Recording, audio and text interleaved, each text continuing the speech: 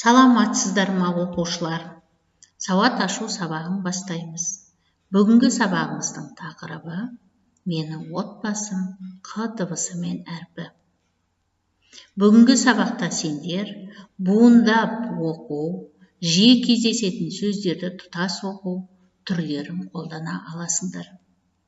Мұғалімнің көмегімен қарама-қарсы мағыналы сөздерді ажырата білесіңдер. Оқушылар, дыбыс дегеніміз не еді?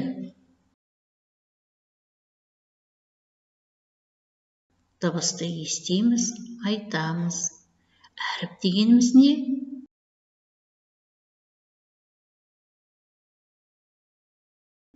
Әрине, әріпті жазамыз, оқимыз.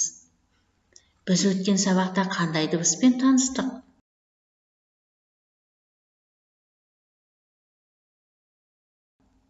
Қ дыбысымен танысқанбыз.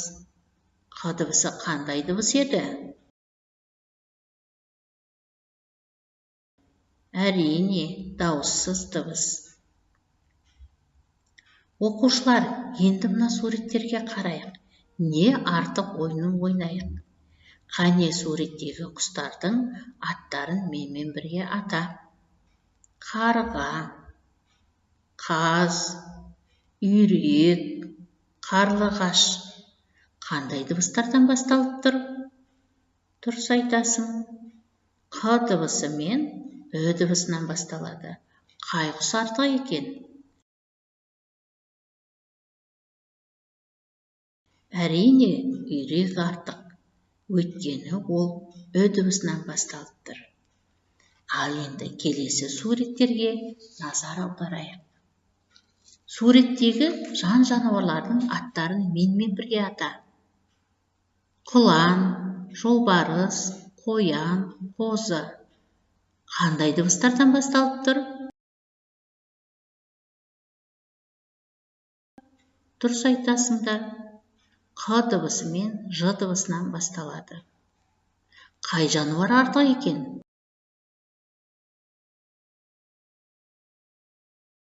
Әрине, жолбарыс артық. Өйткені ол Ж дыбысынан басталып тұр. Бұл тапсырмаларды да өте жақсы орындадыңдар. Оқушылар, айтыңдаршы, біздің отбасымызда бізбен бірге кім тұрады?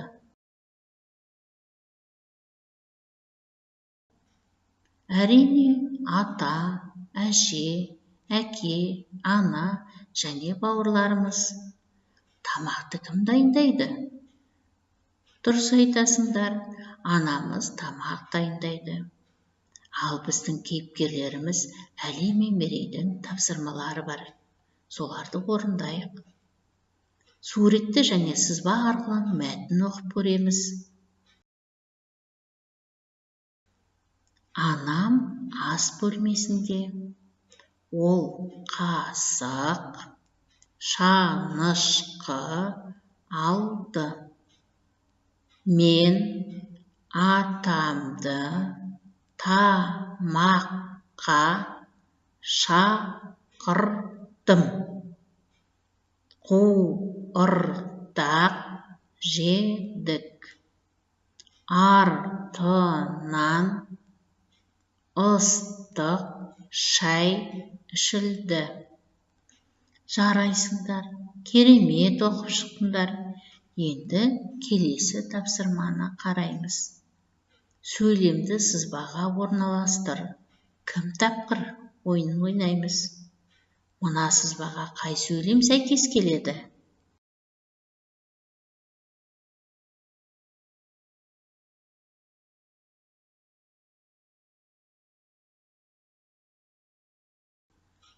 Әрине, қуырдақ жедік сөйлемі сәйкес келіп тұр. Әли мен Мерейдің келесі тапсырмаларын орындаймыз. Суретте қандай заттар бейнеленген? Атап көрейік.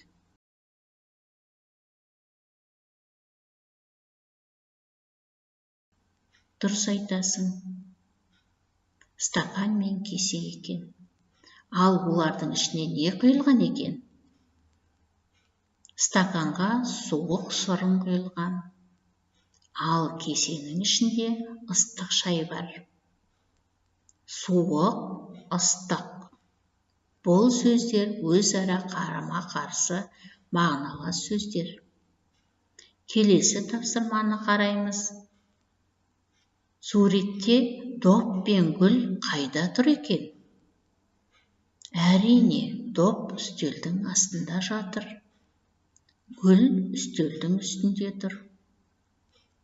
Астында, үстінде. Бұл сөздер өзара қарама-қарсы мағыналы сөздер. Жарайсыңдар. Енді суық сөзіне дыбыстық талдау жасаймыз.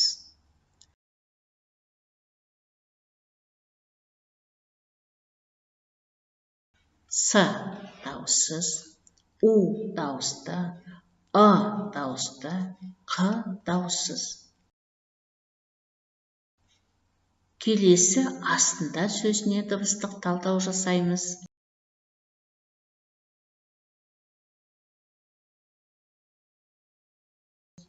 А дауысты, С дауыссыз, Т дауыссыз, Ы дауысты, Н дауыссыз, Д дауыссыз, А дауысты. Дұрыс айтасыңдар. Дұрыс дыбыстық талдау жасадыңыздар. Енді дәптеріміздің 36-шы бетін ашып, сонда берілген Қ әрпімен Қ дыбысы бар сөздерді жазу жолына, жол аралық кеңістікті, жолдың жоғарғы және төменгі сызығын сақтай отырып, әріп элементтерін каллиграфиялық талаптарға сай жазамыз.